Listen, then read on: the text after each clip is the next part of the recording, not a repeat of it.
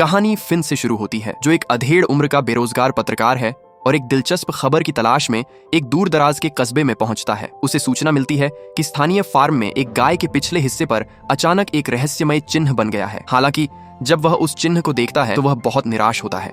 गाय के पिछले हिस्से पर बना पैटर्न असल में एक रॉक बैंड का लोगो है। फिन जाने के लिए मुड़ता है, लेकिन तभी उसे एक अजीब फुसफुसाहट सुनाई देती है। फिन को एहसास होता है कि आवाज पास के एक सूखे पेड़ से आ रही है। जिज्ञासावश फिन जांच करने जाता है और जल्द ही पेड़ के खोखले तने में एक अजीब गुड़िया पाता है। गुड़िया न केवल जंजीरों से जकड़ी हुई थी, बल्कि उसके गले में एक अजीब तारीख खुदी हुई एक पट्टी भी थी। उसके पीछे खड़े किसान ने तुरंत गुड़िया को पहचान लिया। यह स्थानीय लोगों द्वारा सौभाग्य की प्रार्थना में इस्तेमाल किया जाने वाला मक्का भांग का मोजा था। फिन ने तुरंत गुड़िया के सिर पर पैर रखा, फिर किसान को नीचे बैठने के लिए मजबूर किया और एक सनसनीखेज शीर्षक लिखने की तैयारी की। प्राचीन वस्त्र टूट गए, 80 बूढ़ी गायों के नितंबों पर रातों रात अजीब टोटेम प्रकट हुए, एक राक्षस दुनिया पर उतरने वाला है। फिन को पूरा भरोसा था कि यह खबर ट्रेंड करेगी, लेकिन उसने कभी सपने में भी नहीं सोचा था कि उसकी छोटी सी हरकत इतनी बड़ी आपदा का कारण बनेगी। उस रात जब फिन गाड़ी चलाकर घर जा रहा था, अचानक सफेद कपड़ों में एक लड़की उसकी कार के सामने आ गई। फिन बिल्कुल भी तैयार नहीं था। फिन ने तेजी से गाड़ी मोड़ी और बाल बाल मौत से बचा। वह जल्दी से कार से बाहर निकला और लड़की को देखने गया, लेकिन वह सड़क पर कहीं भी दिखाई नहीं दी। फिन ने चारों ओर देखा और लड़की को सूखे पेड़ों के झुरमुट की ओर जाते हुए पाया, इसलिए वह उसके पीछे पीछे गया। लड़की एक सूखे पेड़ के पास पहुंची और खुद से कुछ बुदबुदाने लगी। फिन को पहले लगा कि शायद किसी का बच्चा भटक गया है, लेकिन जैसे ही वह उससे पूछने के लिए उसके कंधे पर हाथ रखने ही वाला था कि क्या हुआ है, लड़की मुड़ी और अचानक बेहोश हो गई। घबराकर फिन उसे पास के एक चर्च में ले गया। अप्रत्याशित रूप से वहां फादर हेगन लड़की के चाचा थे। यह देखकर पादरी ने तुरंत डॉक्टर गेट्स से संपर्क किया। फिन ने गौर किया कि लड़की के होश में आने के बाद उसने डॉक्टर से पूरी तरह से सांकेतिक भाषा में बात की। पूछताछ करने पर उसे पता चला कि लड़की का नाम एलिस था और वह जन्म से ही बाहरी और गूंगी थी, लेकिन फिन ने उसे सूखे पेड़ से बात करते हुए साफ देखा था। हालांकि उसे कारण नहीं पता था, फिन को यकीन था कि एलिस के पास कोई बड़ी खबर जरूर होगी। एलिस की जांच करने के लिए वह चर्च में जाकर प्रार्थना सुनने तक चली गई। प्रार्थना के बीच में ही एलिस मानो किसी के बुलावे पर खड़ी हो गई और दृढ़ता से लड़कियों के एक समूह को लेकर बाहर चली गई। उसके मार्गदर्शन में वे चर्च के बाहर एक सूखे पेड़ के पास पहुंची। सब एक दूसरे को देखने लगे, ये सोचकर कि आखिर हुआ क्या है। अचानक अगले ही पल एलिस बोल पड़ी। उसने बताया कि उसका नाम मैरी है। ये नाम सुनकर वहां मौजूद लोग खुशी से मुस्कुरा उठे। उन्हें विश्वास हो गया कि एलिस बोल सकती है, क्योंकि उन्हें वर्जिन मैरी दिखाई दी थी।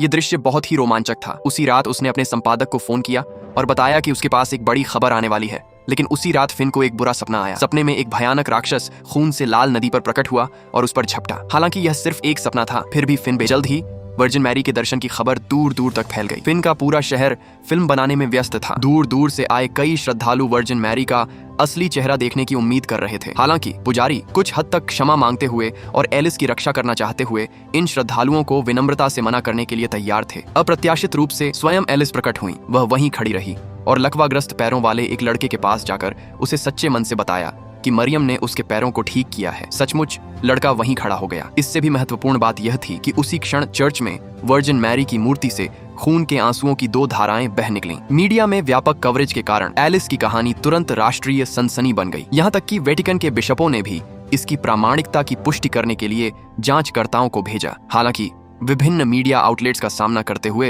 एलिस ने किसी भी साक्षात्कार का जवाब देने से इनकार कर दिया, लेकिन भीड़ में खड़े फिन ने उससे सवाल पूछे। रातों रात एलिस अनगिनत युवाओं के लिए एक आदर्श बन गई, जिससे पहले से अनजान शहर के पर्यटन राजस्व में हजारों की वृद्धि हुई। यहाँ तक कि फिन, जिसे संपादक नापसंद करता था, को भी एलिस का फोन आया। चूंकि एलिस केवल उसी के द्वारा साक्षात्कार देने के लिए सहमत हुई थी, इसलिए फिन, जिसे विशेष पहुंच प्राप्त थी, ने संपादक से पदोन्नति और वेतन वृद्धि का अनुरोध करने का अवसर भी लिया। अधिकांश लोग वर्जिन मैरी के जन्म की खुशी में डूबे हुए थे, लेकिन कुछ लोगों ने उसकी पीठ पीछे मरियम की पहचान पर सवाल उठाए। उनमें एलिस के चाचा फादर हेगन भी थे, जिनका दृढ़ विश्वास था कि शैतान हमेशा ईश्वर के साथ मौजूद रहता है और आस्था की सबसे महत्वपूर्ण बात अटूट दृढ़ता है, इसलिए शैतान का पसंदीदा। वे उनकी आस्था को कमजोर करने की कोशिश कर रहे थे। फादर हेगन का दृढ़ विश्वास था कि वर्जिन मैरी अवतरित नहीं हुई थी। एक दिन फादर हेगन चर्च के एक कोने में छिपकर सिगरेट पी रहे थे। तभी उन्हें अचानक दीवार पर एक छिपा हुआ बक्सा मिला, जिसमें एक पुरानी डायरी थी। एक सामान्य बातचीत के दौरान फिन ने उस मक्के की गुड़िया का जिक्र किया, जिसे उसने शहर में आने पर कुचल दिया था। वह न केवल जंजीरों से बंधी हुई थी,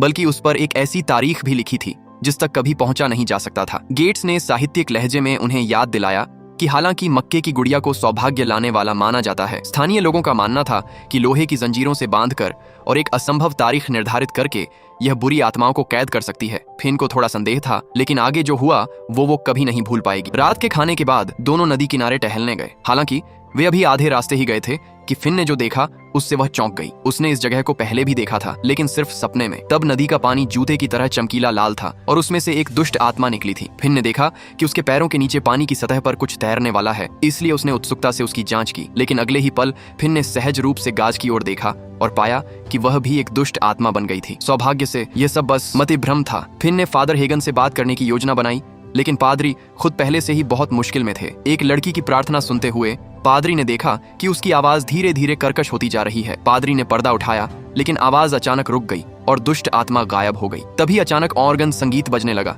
जिससे पादरी चौंक गया। लेकिन इसके बाद जो हुआ वह और भी चौंकाने वाला था।